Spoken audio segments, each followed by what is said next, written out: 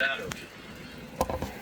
But coming out of this case, I believe we'll have a message that will travel long distances and extend far and wide.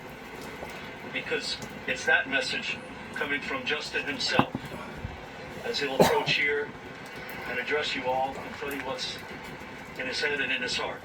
So I'd like to turn that over to Justin. Thank you, Ed. Good morning, everyone.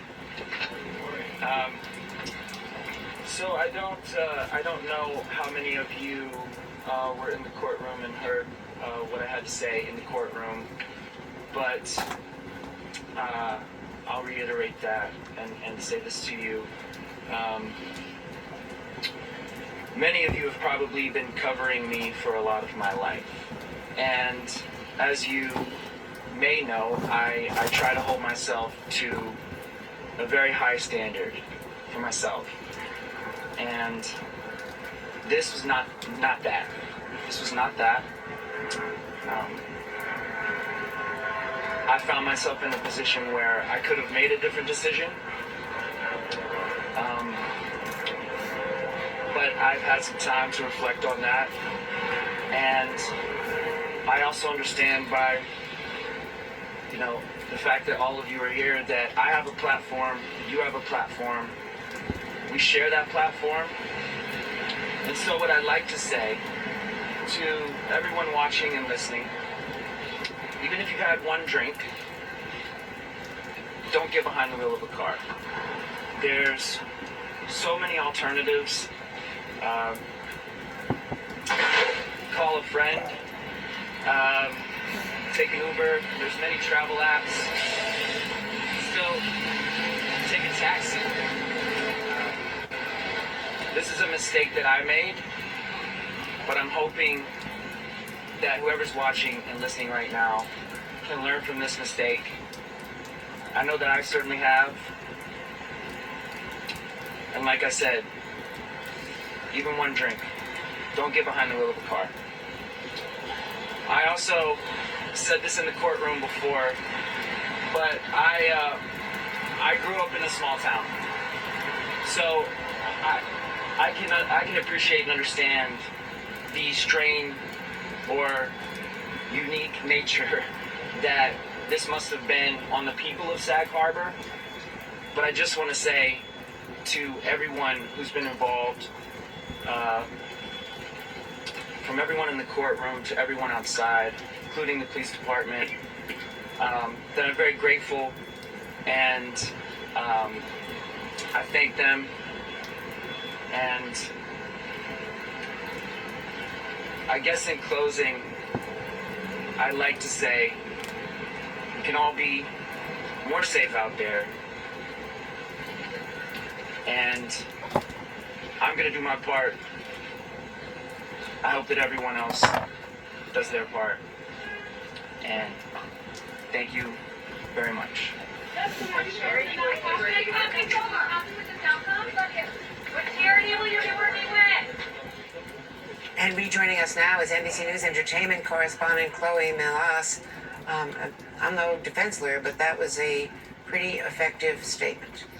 Hey there, Andrea. Justin Timberlake, he appeared incredibly contrite and sincere in his first remarks since accepting this plea deal with prosecutors, where he pled guilty to a non-criminal traffic violation of driving while impaired. I just want to recap some of the things that he said. He said, I try to hold myself to a high standard, and this is not that. He says, I've had time to reflect on that, on the fact that I have a platform, and that even if you have one drink, do not get behind the wheel of a car, take an Uber, take a taxi, and that it's a mistake that he's made. And Andrea, again, this is incredibly significant. This was an arrest that happened on June 18th, so quite some time has passed.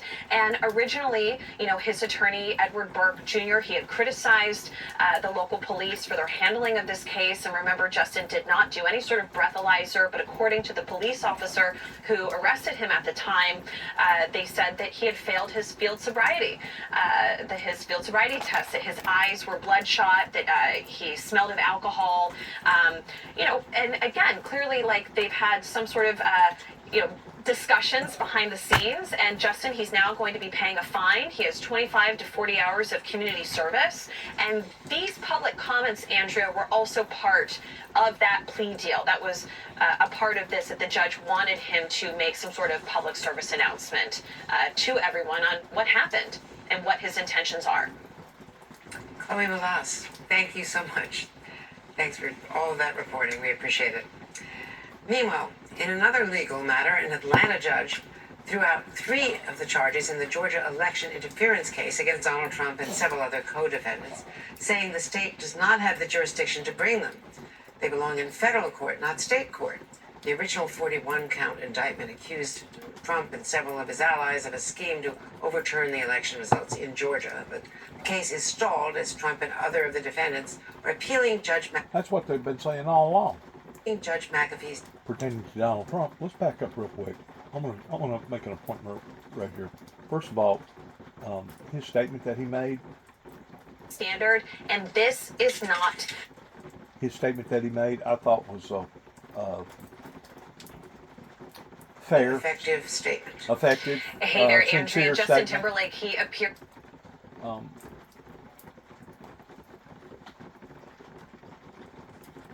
But if his eyes was bloodshot, which I don't know that they are, but then again, some people eyes are bloodshot and never touch or drink alcohol. With him not doing the breathalyzer actually makes him look guilty, I think. And I think the next step, if they think that you are impaired like that, is to take you to the hospital and draw blood and see what your blood count says, which is actually more accurate than the breathalyzer. Now, I want to make a point here that's probably going to rough up some feathers, but if that would have been the right person in the right county with the right police officer, they probably wouldn't even have made a point to have turned it into a public affair like they have. In other words, if it would have been an attorney, if it would have been a judge, if it would have been a local big minister at a big church somewhere, or somebody really, really important in that area, they probably never would have jumped on that. Because the bottom line is this: he did not wreck or commit a crime pertaining to actual harming or hurting nobody. He just got caught DUI, which that's bad enough. I mean, that's extremely bad, because as far as I'm concerned, breaking the law is breaking the law, and it don't matter if you break the law towards drinking and driving. It don't matter if you break the law towards getting out here and committing a federal offense. It don't matter if you break the law towards stealing, if you break the law with drugs or other type of law breaking activities. If you're a lawbreaker, you're a lawbreaker. In which probably, if the truth be known, probably about 70% of us does break the law in some form or fashion almost on a daily basis, including judges, including attorneys, including sheriffs, including deputies, because there's so many different laws. There's so many different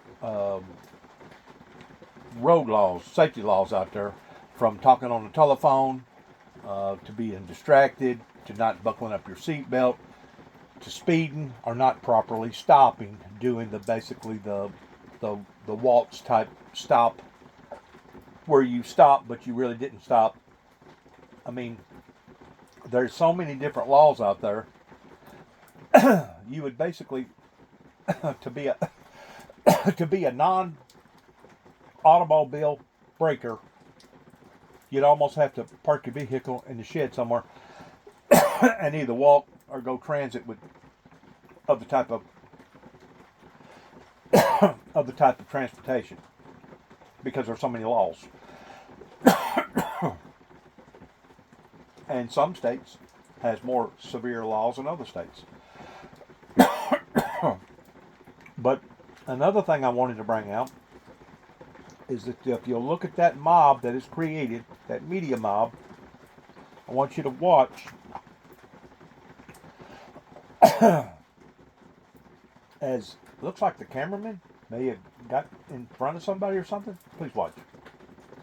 In his first remarks since accepting this plea deal with prosecutors where he pled guilty to a non-criminal traffic violation of driving while impaired. I just want to recap some of the things that he said. He said, I try to hold myself to a high... Right there, it looked like he juggled the camera right there.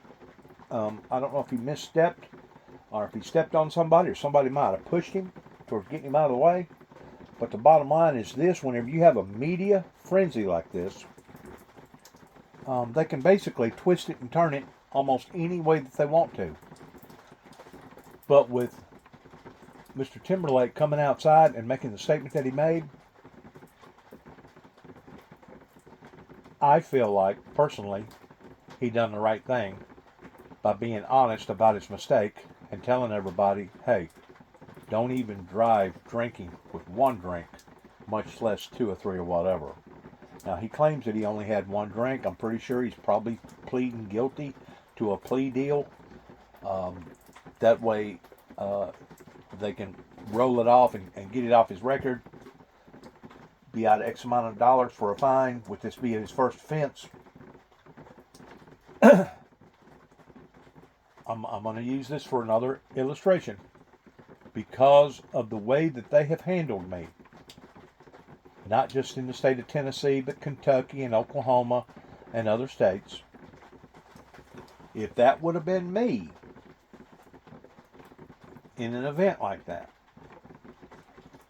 even though I'd never gotten caught, and I want to use that word caught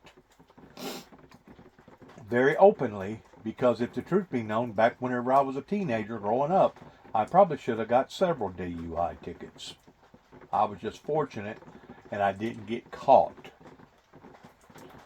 But let's say that that was somebody like me that's already done, to hear them talk, I've challenged the system.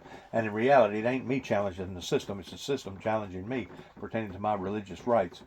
And they know good and well what's going on in this local area in Weakley County, Tennessee, and Obion County, Tennessee. But if that would have been me, they would have not only made me go to the emergency room towards getting blood drawn, but there never would have been no plea deal. We're going to roast this guy, we're going to put him on the cooker, and that's going to be it. Just like the incident that happened up in Davidson County, which actually backfired on the Tennessee authorities whenever they nabbed me up in Knoxville, Tennessee, because I was working at the time outside of Knoxville, and drug me all the way to Nashville, Tennessee, and dropped me off. And the first court date to come up, which was about 10 days me being in the jail, I couldn't make bail. Couldn't hire an attorney, so they assigned me an attorney. By law, it's supposed to be a quick, you're guaranteed, it's supposed to be guaranteed a quick resolvement. I go before the court.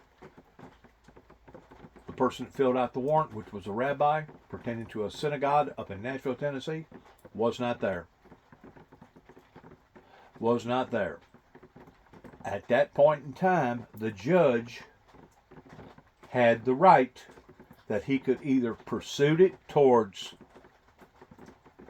scheduling another court date, or he could have thrown it out. Well, they didn't throw it out. He scheduled another court date.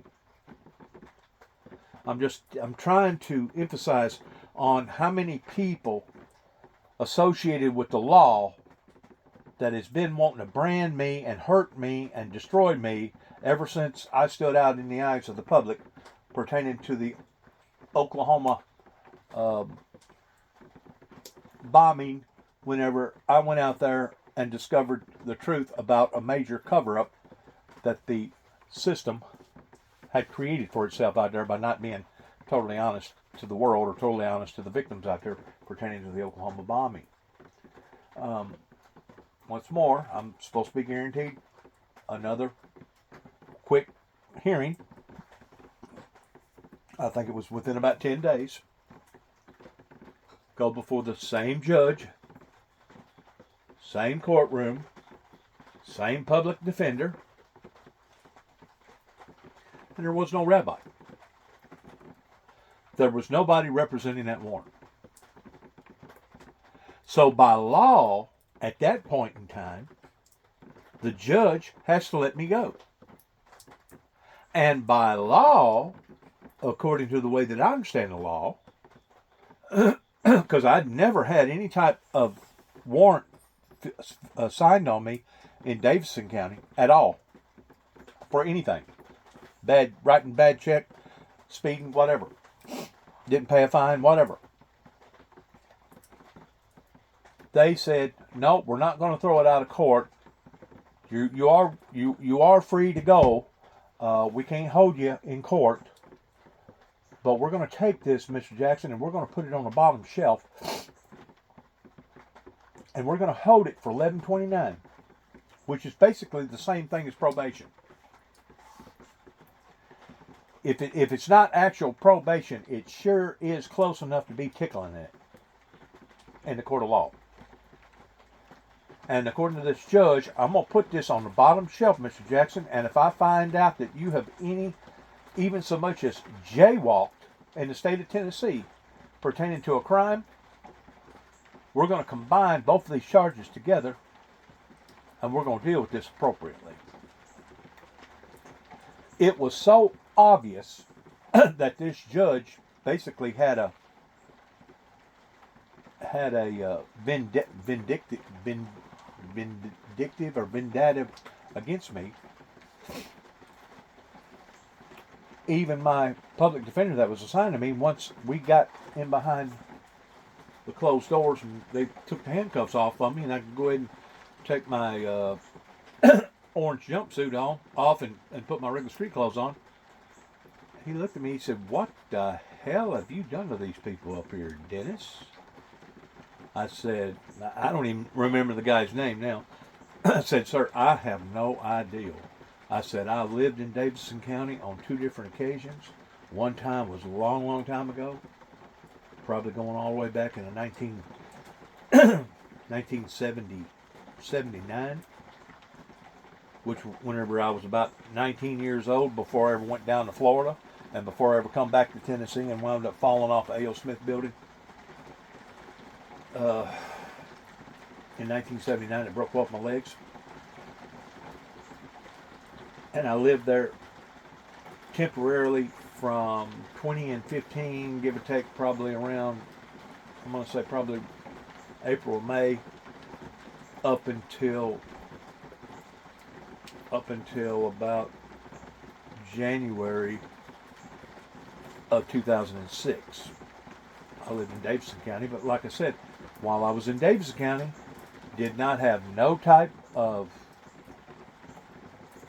speeding tickets, did not get any type of trouble pertaining to writing a bad check, because I don't write checks. I hadn't wrote a check in probably 15 years.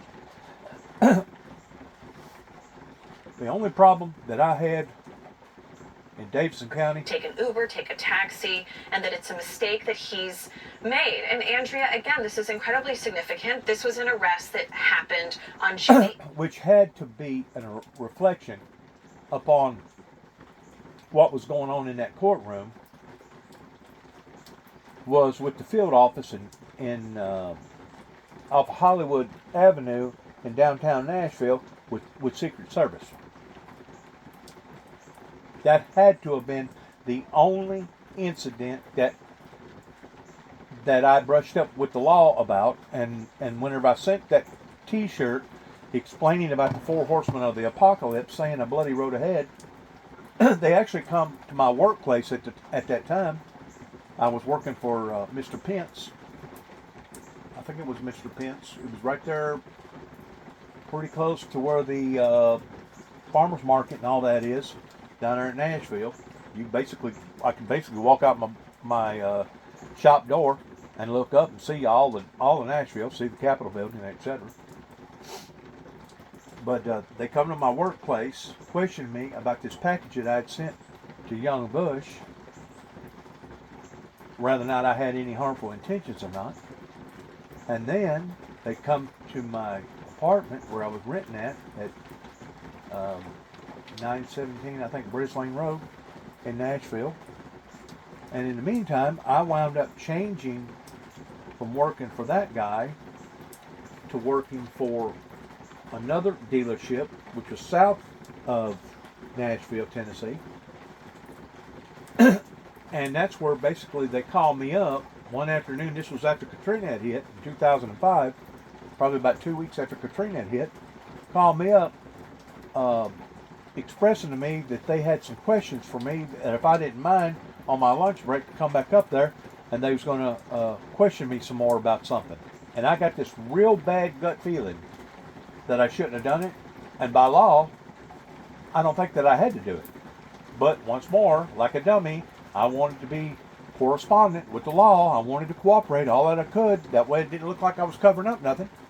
And as soon as I walk in, they got this female in there pertaining to a medical personnel working for the crisis center in downtown Nashville. She asked me about 3 questions, and in the meantime, in the process of those 3 questions, she said, "Yep, I think there's something wrong with him. You need to take him in." And that's all it took, was for somebody that had that type of medical power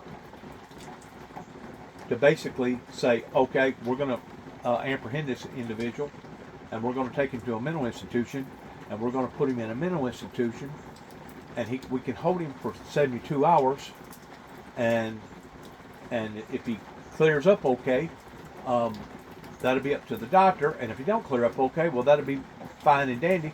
That way we've taken this individual off the street." Once more, I hadn't called, hadn't done nothing to these people.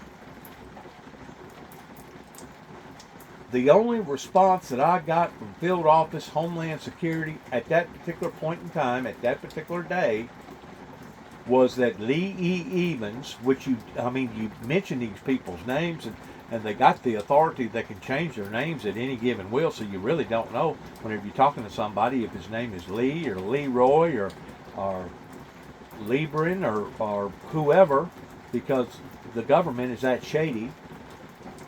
But anyways, he said something about me chaining up the church doors. I said, "What are you talking about, chaining up the church doors?" Because I had passed out probably about, I don't know, 50 or 60 cassette tapes in that area. This was in 205. And he said, not literally, but metaphorically, "You're chaining up the church doors, Dennis." And then all of a sudden, here comes this girl. She sits down, questions me about 3 or 4 questions, and then, "Oh, he needs to go be analyzed. There could be something wrong with this individual." Anyways, that took about 4 days out of my life while I was working for this dealership. And to be quite honest with you, whenever I got out and they knowed what had occurred in my life pertaining to Homeland Security, it was embarrassing. It was very embarrassing because I had probably about $20,000 worth of work on the floor that the insurance companies was having to pay for, that I was off for about 2 or 3 days not being able to work on those automobiles that I was obligated to. I'm really surprised that it didn't affect me more so by either getting fired or getting reprimanded in some sort of way. I didn't. Thank God for that. But I really felt embarrassed because it didn't take long for the rat to get out of the cage pertaining to what happened to Dennis. Well, he got nabbed up by Homeland Security. And he's now sitting in a mental institution. No drugs. No pot, no nothing. Nothing. No alcohol, no nothing. But yet now I'm standing in front of this judge, and this judge is telling me, "I'm going to put this on the bottom shelf, Mr. Jackson, because if we find out that you even so much as jaywalk in the state of Tennessee, and I find out about it, we're going to combine these charges together." Do you understand what I'm talking about, Mr. Jackson? Do you get my drift, Mr. Jackson? That's the reason why that public defender that come in there and questioned me, he said, "What the hell have you done to these people?" He said, "Man," he said, "I ain't never seen a judge talk to an individual like he talked to you." And he said, for them to take that charge and not throw it away, that by law they're supposed to, and going to put it on the bottom shelf? He said, they're out to get you, buddy. They're out to nail you. And it had to have been coming from the field office in downtown Nashville pertaining to Homeland Security.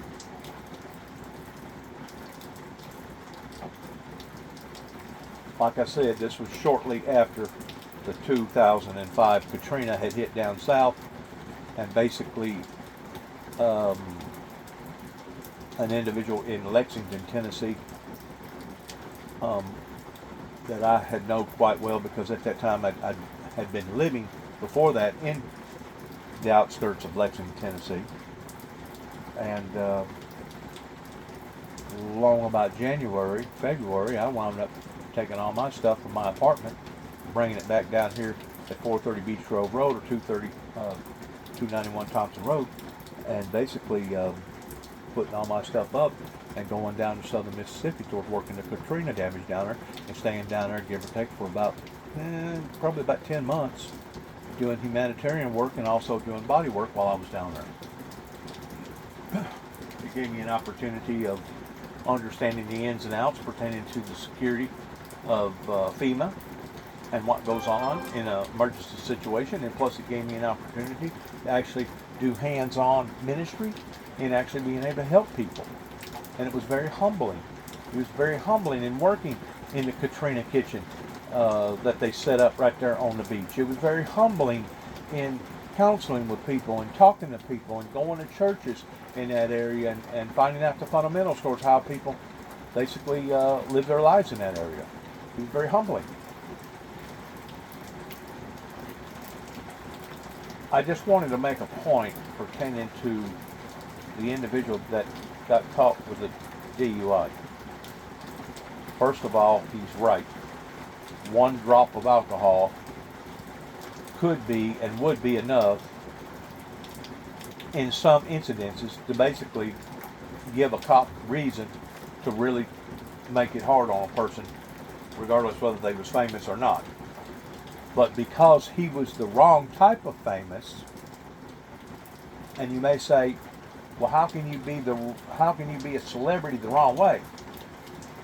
He wasn't a celebrity pertaining to him being a local in that area.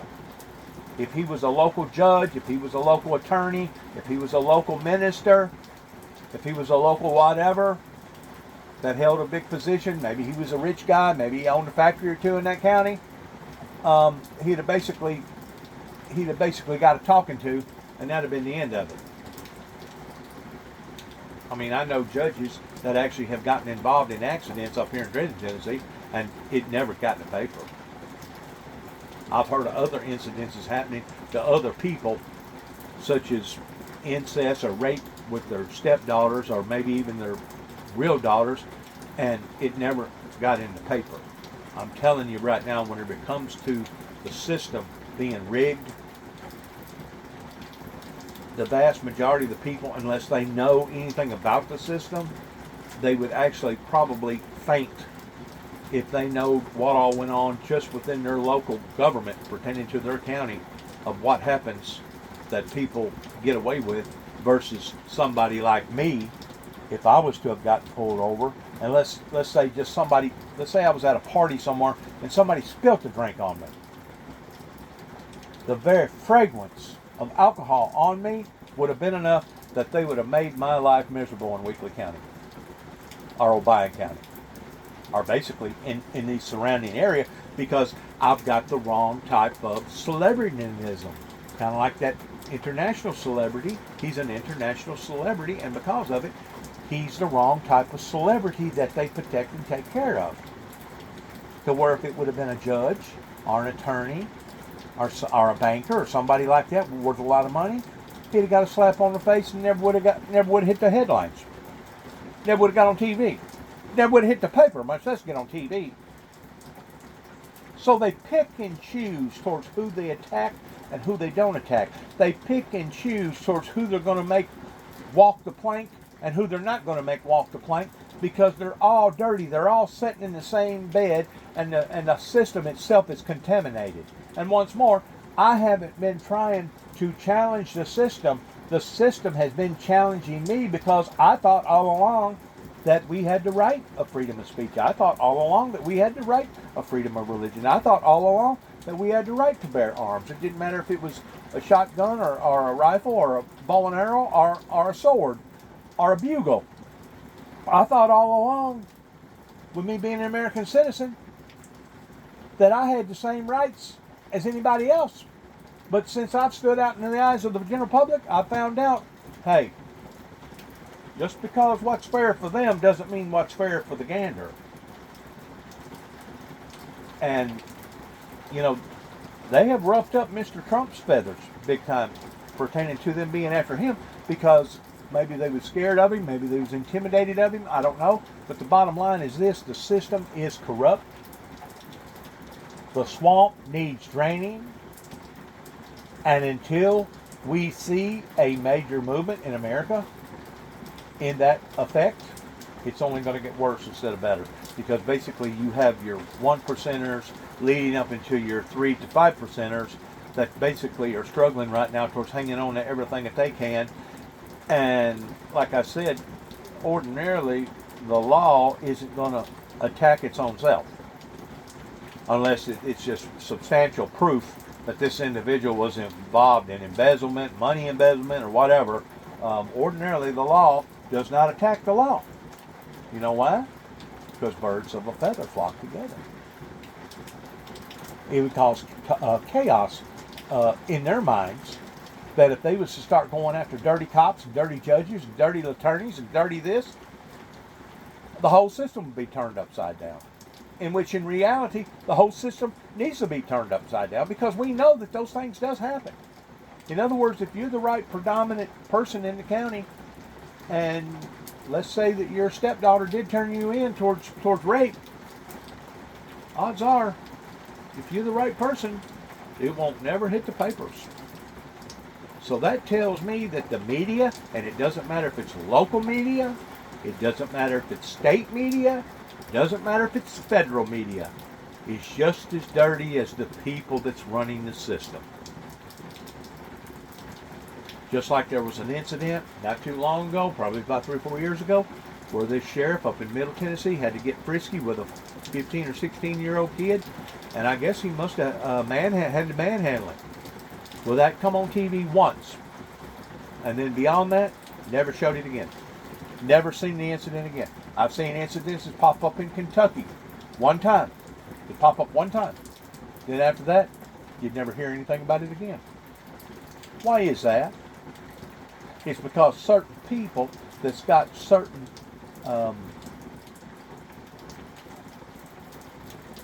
influences in that area basically controls the media and tells the media to either shut up and sit down, or we're going to burn this individual and I want to paste their name all over the front page.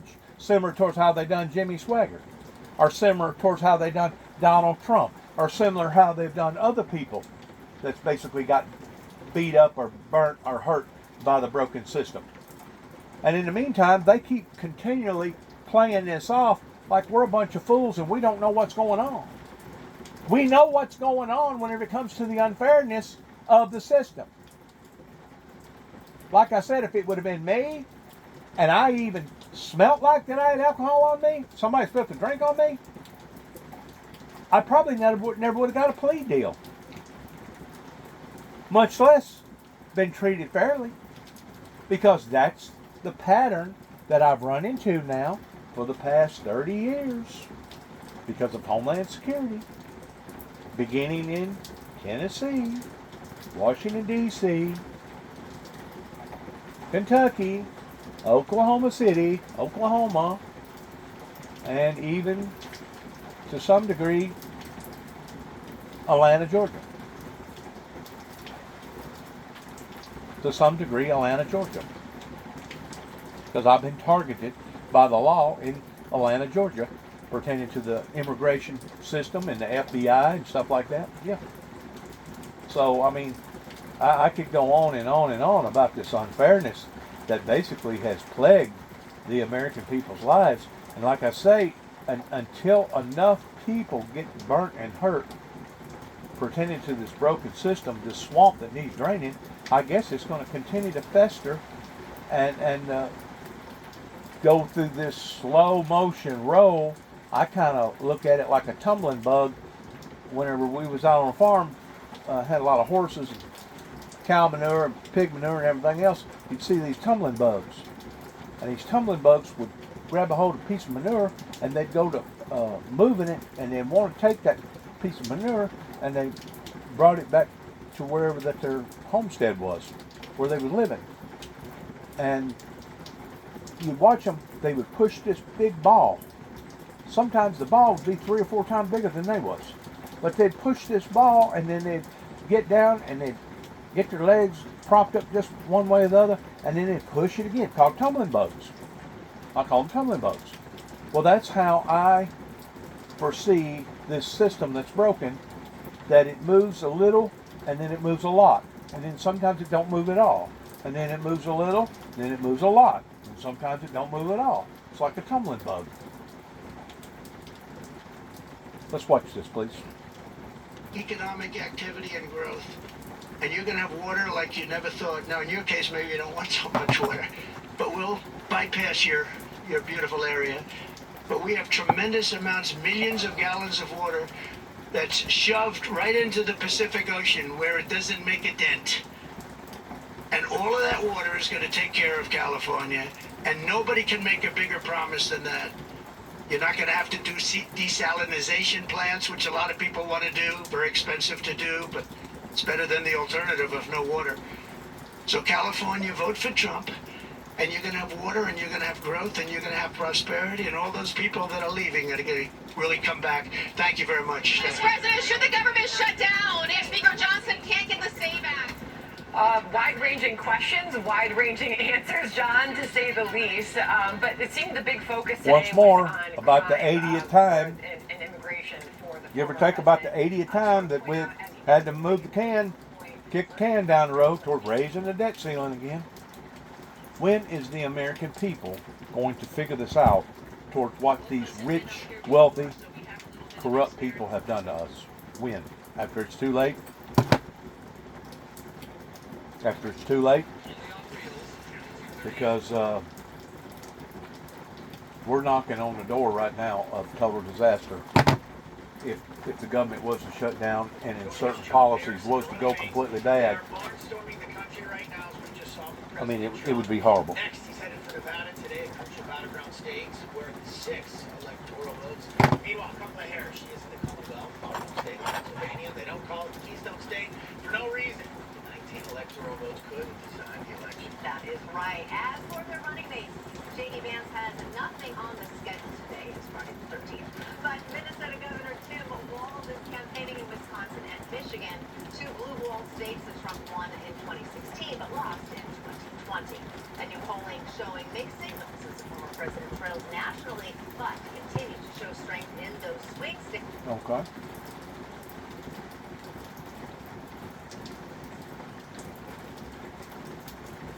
Government.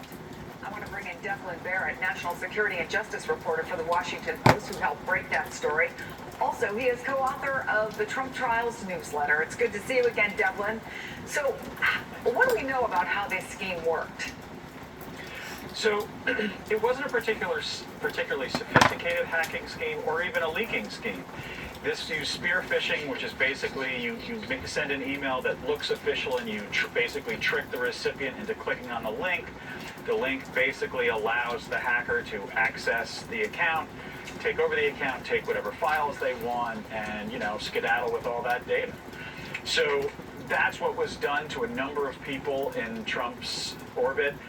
We're told that the number of email accounts compromised has gone up a bit since the FBI first started investigating this, and it includes some senior campaign advisors. And so what the government is now planning to do, because obviously this is a tense time and this issue of foreign influence in elections is very worrisome to U.S. officials, is they're planning to file public charges possibly next week to sort of name and shame the people they think are responsible for this. So last week, the DOJ indicting 2 Russian nationals who work for the State Department broadcaster RT. We heard actually a little earlier when we took the press conference by Secretary of State Antony Blinken about it. The charge funneling millions of dollars, right, into right-wing media outlets to spread that information. What do we know really about how extensive it is in this election, and how much can really be accomplished between now and Election Day, less than 2 months away? So what you're seeing, the State Department announcement, the Justice Department preparing charges, other cases that the Justice Department has charged. The U.S. government is trying to warn voters over and over and over in this crucial, let's say, call it a 60-day time period, that there are foreign governments trying to meddle with the election, trying to influence their votes, trying to change the outcome of the U.S. election. And one senior official yesterday gave a speech calling it a clear and present danger to American democracy. And the reason why they're saying all these things, the reason they're filing these indictments and issuing these statements, is they're trying to inoculate the American public, the voters, from being tricked or fooled. And obviously in the age of the internet, some people are tricked and fooled. Yeah, and I get questions all the time. How do I know what's true, what's not? It's all out there, and it is difficult for people who really care about finding the truth. Devlin Barrett, thank you so much. The IDF now says it has wiped out Hamas in Rafah, the crucial southernmost city in the Gaza Strip that borders Egypt. Our very own Richard Engel embedded with the IDF to get a first-hand look at what's left and just filed this report. This is Rafah in the Gaza Strip, or I should say what is left of Rafah. You can hear Israeli military drones still above, and if you come around this corner here, you can see or get an idea of the extent of the damage. We have been in Rafah for the last several hours on a Israeli military tour, and the foreign journalists are not allowed into Rafah, so the only way we were able to come in here, they're not allowed in Gaza in general, so the only way we were able to get in here is with the Israeli army. And pretty much everywhere we have gone looks like this, just utter devastation. This entire area, all of Gaza, it seems, wasteland, need to be rebuilt. People wasteland cannot live here. The Israeli military brought us here to show victory, to show that they have been able to drive out Hamas, to break the back of the Hamas military infrastructure in Rafah, at least. And this is something of a victory tour, but this is the cost of victory, an area that is completely broken, effectively uninhabitable, and which will need to be built again from scratch if that ever happens. And this specific place where we are right now has a particularly dark history. This is the place where Israeli troops found the bodies of 6 hostages, including the American Hirsch Goldberg-Pollen, and he was in a tunnel under the ground here, and all of them had been executed about 24 hours before Israeli troops arrived. They were searching this area, they were looking for Hamas, and then suddenly a bulldozer almost collapsed into the tunnel. There was a concrete cap on top of it, and when they broke through, they saw a long shaft, and then they started searching the shaft. First they saw bodies, they didn't know who the bodies were. They saw initially then there was a woman, that was unusual, a sign that perhaps these were hostages, and then they actually took them out and discovered the hostages' bodies. It seems that the hostages had been in this area for some time, at least weeks. An Israeli military commander here told me, based on the amount of, let's just say, remains and urine and feces and other things that they were they discovered in the area. So the hostages were kept at the bottom of the tunnel amid all of this destruction for weeks at least. Very little food. They couldn't stand up. Incredibly humid, and the bodies they found were incredibly skinny. So they were kept in abysmal conditions. This war is just absolutely brutal. It's brutal for the hostages. It's brutal for the people who are going to have to try and rebuild their lives after this. It's been brutal for the Israeli army fighting in these conditions. It is among the most savage conflicts, ongoing conflicts that I've ever seen. And it is savagery. That's all it is. That's what war is. It's savagery. And that's what Hamas has created for that whole region to look at and be a part of, and the rest of the world to look at. Sad. Sad whenever people can't get along. Sad whenever you have to go to war with one another like brutal savages just to be able to go through a pissing contest to see who can pee the furthest or who's the king of the mountain. All that energy, all that time, all that money could have all been used for beneficial purposes, especially with so many children over there that's been affected by all of this. My God. I mean, I tend to wonder when it comes to a civilized society if we're taking one step forward and two steps back in seeing all the hostility and the bloodshed and the brutality, the savagery that's going on basically all over the world. It's awful. And I do want to make another comment pertaining to some material that I put out today, because I can pretty well tell, don't ask me how, but I can tell whether or not what I'm putting out is being understood or what I'm putting out is being accepted. And I know people, especially in the local area, those that I have lumped and stomped on pertaining to the authorities, I know that they're listening to me, and a lot of them are watching my material that I put out, not so they can support me, but so they can bury me. Because I'm basically taking my case out before the public, and it's shaming them. Well, you know, if the truth hurts, well then, if the shoe fits, wear it, is what my grandmother used to always say. And of course, they're looking for any and everything pertaining to all Christians. That way they can double check us or judge us or condemn us because of our own personal failures. And to be quite honest with you, I'm not perfect. I'm going to make mistakes. Other Christians are going to make mistakes.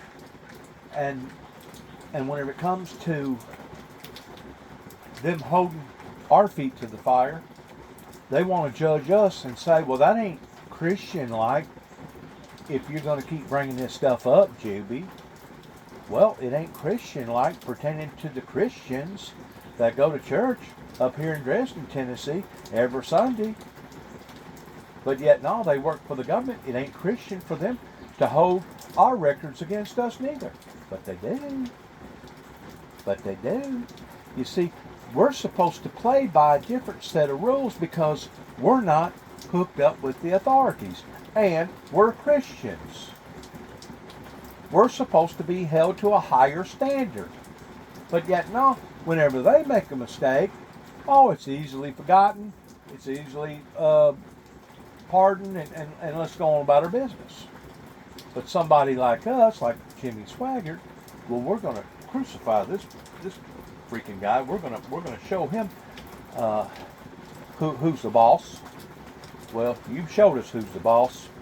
You sure have, since 1988, because that's whenever Jimmy Swaggart got caught doing what he was doing, which was absolutely no doubt a immoral, ungodly act, especially with him being married.